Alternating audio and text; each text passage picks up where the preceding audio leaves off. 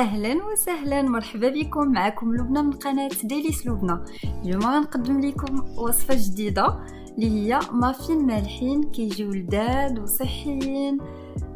تقدروا تستعملوهم في لي زانيفرسير، في لي بوفي ديال الحفلات، ولا حتى في كفكره عشاء. هنايا انا درتهم بجوج الاشكال، الشكل درتو في مول ديال كيك عادي وشكل في مول ديال الكاب كيك. نخليكم باش تعرفوا على المراحل والطريقه ديال تحضير هاد الكاب كيك. اول حاجه غنحتاجوا 4 البيضات، غنحتاجوا هنايا جبانيه ديال الخضر شكلتها، درت شويه ديال درت فلفله مشويه ومقطعه مربعات، درت قرعه محكوكه وبصله شلطتها و شحرتها حتى تحمرات. هذاك التحميره كتعطي واحد اللذيذه هي وداك الفلفله المشويه. من بعد غنحتاجوا واحد تقريبا 2 معالق كبار هكاك ديال المعدنوس. نحتاجوا الجبن مفروم تقريبا واحد هكا حفنه ديال الجبن ولا على حسب الذوق. غنحتاجوا كذلك جوج الفرماجات مثلثين. بالنسبه للعطريه غادي نحتاجوا نص معلقه ديال الابزار، نص معلقه ديال التحميره، شويه ديال الملح، شويه ديال الزعتر او الاعشاب المنسمه، وشويه ديال الفلفل الحار. من بعد غنحتاجوا نص كاس ديال الزيت مخلط، نص زيت الزيتون ونص ديال الزيت العاديه، كاس ديال الحليب مملوء، والزيتون درت هنا خلطت الزيتون الخضر والاسود، 2 الخمارات، و150 غرام ديال الدقيق الابيض. ندوزو لطريقه التحضير. اول حاجه غادي نديرو البيض نطربوه مزيان حتى يطرب مزيان، ومن بعد نضيفو عليه الحليب.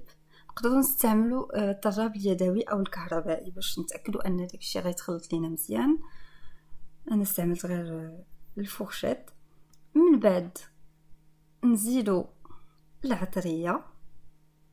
بالنسبه للفلفل الاسود عفوا الفلفل الحار كيبقى اختياري، انا يعني كيعجبني الصراحه في سورتو مع هاد الخضره مشويه وكيعطي واحد اللذه زوينه. كتبقى مساله ذوق، تكثروا ولا تقلوا ولا ما ديروش كاع على حسب نتوما شنو كيعجبكم. كنخلطوا العطريه مع داك البيض والحليب ونزيدوا الفورس او الدقيق الابيض. من الاحسن الدقيق الابيض تغربلوه باش تكونوا واثقين انه ما يبقى لكم حتى شي كويره.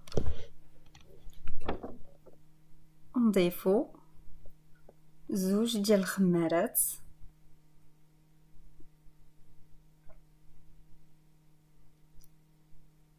بالنسبه هنايا لهاد الوصفه انا درتها فيجيتاريان، يعني ما فيها حتى شي نوع من اللحوم ولا الطون.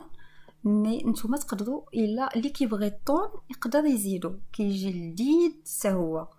يعني انا اول مره صيبت هاد المافين درتهم بالطون كيجيو رائعين. ولكن اللي متبع مثلا ان ريجيم فيجيتاريان ولا اللي ما كيبغيش يكثر من اللحم ما يستعملش.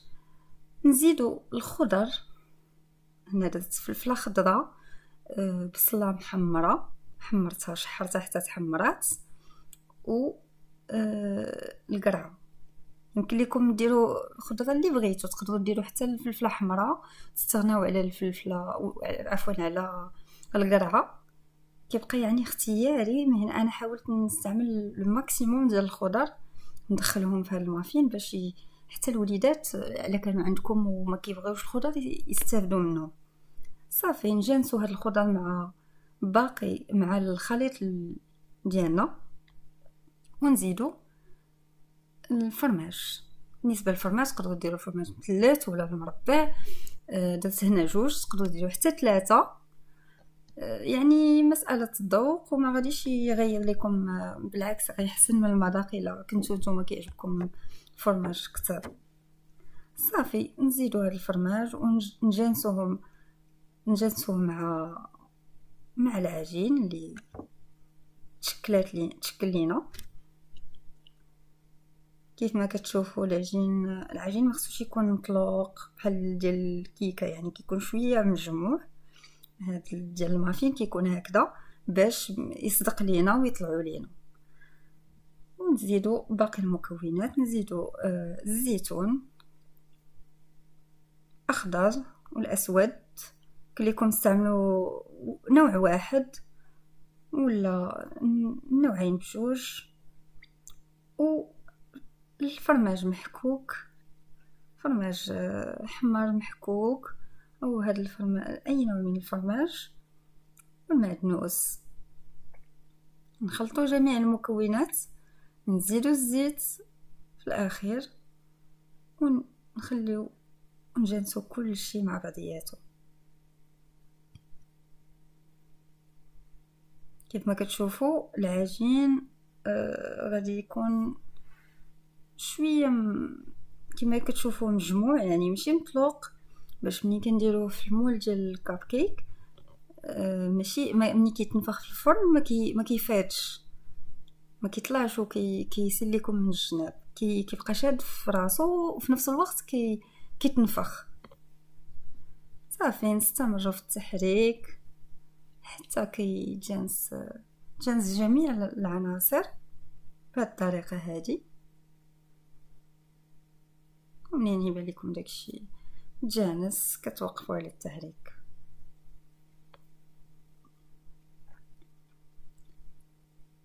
هنايا غنبدا نصب في الخليط في المول ديال الكاب كيك. انا استعملت هذا المول من حجم كبير حيت غادي نقدم هذه الوصفه مع العشاء مع دي سالاد. الا كنتو غادي ديروها مثلا في عيد الميلاد ولا كمملحات تستعملوا مولات صغار، كيكونوا مولات صغار ديال الكاب كيك، يعني على حسب الشكل اللي بغيتو. وتقدروا كذلك ديروها في مول كبير ديال الكيكه، يعني تجيكم بحال كيكه مالحه حتى هي كتجي مزيانه، على حسب الشكل وعلى حسب المناسبه اللي بغيتو هاد الكاب كيك تقدموها فيه. كنستمر هكذا في نعمرهمش بزاف.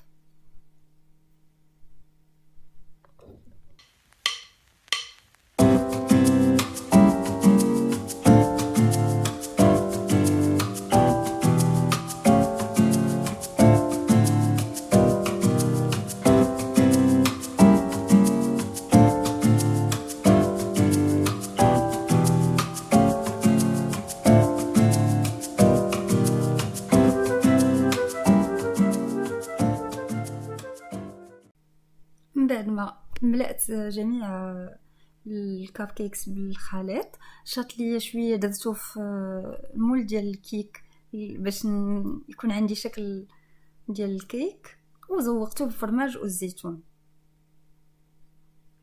كندخلهم الفران كيكون مسخن على درجه حراره 180 درجه، نخليهم حتى يتنفخوا من التحت، عاد نشعل عليهم الفوق. فوالا كيجيو بهذا الشكل، كيجيو رائعين ورطبين، كيجيو لذاذ بزاف وكيعجبوا الوليدات الصغار والكبار. كنتمنى تعجبكم وصفه اليوم اللي صحيه وكتجي لذيذه بزاف، وتجربوها ان شاء الله. الا عجباتكم ما تبخلوش عليا بالاشتراك للقناه باش تشجعوني ويوصلكم اي جديد درتو. ومرحبا بكم والى اللقاء.